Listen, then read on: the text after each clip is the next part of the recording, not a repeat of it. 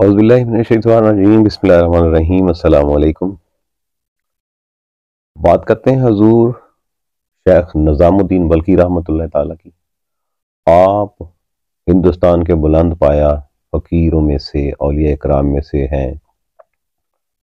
آپ سلسلہ چشتیہ صابریہ کے ایک عظیم المرتبت ولی کامل ہیں، اور آپ سلسلہ قادریہ قلندریہ طرطوسیہ کے 29ویں پیشوا ہیں۔ آپ کی بیعت حضرت شیخ جلال الدین تھانسیری سے تھی۔ آپ جلال الدین تھانسیری رحمۃ اللہ تعالیٰ کے سگے بھتیجے اور داماد بھی تھے۔ آپ کا سلسلہ نسب امیر المومنین سیدنا عمر فاروق رضی اللہ تعالیٰ عنہ سے ملتا ہے۔ نسب سے آپ فاروقی سادات سے ہیں۔ تھانسیر میں ابتدائیہ مراحل میں آپ نے بہت وقت گزارا اور تبلیغ سے ہزاروں لوگوں کو چشمہ کمال تک پہنچایا۔ آپ نے تھانسیر میں کچھ وقت گزارنے کے بعد حج بیت اللہ کا ارادہ کیا اور پھر آپ مکہ المکرمہ چلے گئے۔ پھر وہاں سے آپ مدینہ المنورہ کا سفر اختیار کیا اور آقا کریم علیہ الصلوۃ والسلام کے در اقدس پر کافی سال گزارے۔ آقا کریم کے حکم پر آپ پھر وہاں سے بلخ چلے گئے۔ بلخ میں آپ نے اپنے آخری وقت تک قیام فرمایا۔ بلخ میں آپ کا چرچا علماء، فقہا، دانشوروں اور بہت سے لوگوں میں ہر خاص و عام چرچا تھا۔ اس وقت بلخ کا بادشاہ کلی خان ازبک تھا، وہ بھی آپ کے حلقہ میں شامل ہو گیا۔ 700 لوگوں تک اس وقت آپ کے مریدین میں سے تھے۔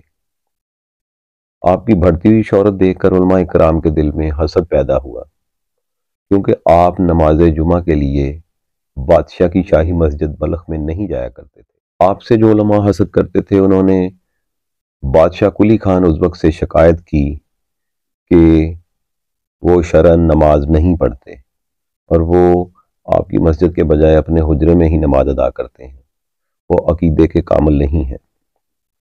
کلی خان جب آپ کی بارگاہ میں پہنچا تو اس نے کہا کہ علماء جو ہیں وہ اس تضاد پر ہیں کہ آپ نماز ادا نہیں کرتے مسجد میں آ کر۔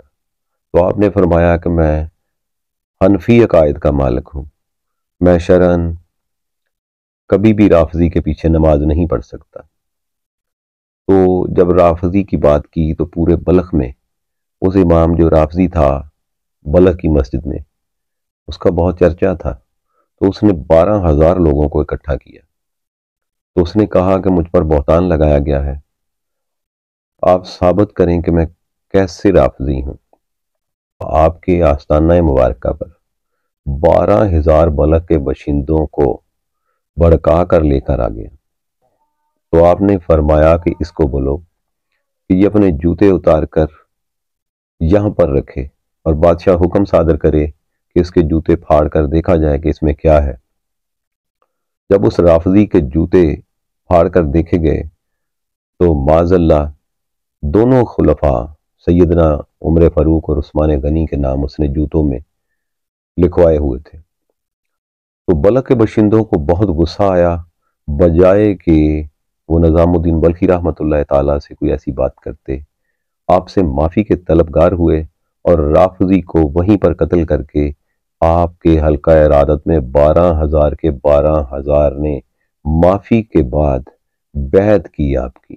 ایک دفعہ کا ذکر ہے کہ آپ بلخ کے جنگل سے گزر رہے تھے تو نماز ظہر کے وقت جب پانی کی ضرورت پیش آئی تو جنگل میں پانی کی عدم دستیابی کی وجہ سے آپ نے پتھر کے اوپر اپنا عصا دے مارا، تو اسی وقت قدرت خداوندی سے چشمہ ظاہر ہوا۔ آپ کے ساتھ جتنے بھی مریدین تھے وہ بڑے حیران ہوئے اور باری باری آپ کی قدم بوسی کی اور بہت خوش ہوئے۔ اس کے بعد وہی بات جب بلخ کے شہر میں لوگوں سے ہوئی تو وہاں پر ایک نجومی رہتا تھا۔ نجومی نے کہا کہ آبی ستارے سرطان میں ہیں آج کل، تو پتھر سے پانی اسی وجہ سے نکلا ہے، تو وہ کرامت شیخ کی نہیں ہے، ستاروں کی وجہ سے یہ ایسا معاملہ پیش آیا ہے۔ تو نجومی کی بات جب شیخ نظام الدین بلخی رحمۃ اللہ تعالیٰ سے کی کہ نجومی کہتا ہے کہ ستاروں کی وجہ سے ایسا ہوا ہے، تو اس وقت آپ خاموش ہو گئے۔ حضور شیخ نظام الدین بلخی کچھ دنوں کے بعد جنگل میں دوبارہ تشریف لے گئے اور ساتھ جاتے ہوئے نجومی کو بھی اپنے ساتھ لے کر گئے۔ تو رستے میں آپ نے پوچھا کہ آج کل تو آبی ستارے کا سلطان تو نہیں چل رہا؟ تو نجومی کہنے لگا، نہیں شیخ، آج کل ستارے آتش میں گردش کر رہے ہیں، تو کہیں سے بھی پانی برآمد ہونا ناممکن ہے۔ تو حضور نے اپنا عصا زمیں پر دے مارا۔ شیخ نظام الدین بلخی کے عصا مارنے کی دیر تھی کہ وہیں سے چشمے ابل پڑے۔ تو نجومی حیرت سے آپ کو دیکھ کر فوراً آپ کے قدموں میں گر گیا اور وہیں پر آپ کا مرید ہو گیا۔ آپ کا وصال 8 رجب 1036 کو ہوا۔ آپ کا عرس مبارک 8 رجب کو بلخ میں بڑے عظیم و شان طریقے سے منایا جاتا ہے۔ آپ بلخ میں ہی مرجع الخلائق ہیں۔ نظام الدین بلخی سینے لگا حسرت مٹا، مشکل بری آسان کرے صاحب مشکل کشا۔ اللہم صلی علی محمد وعلی آل محمد۔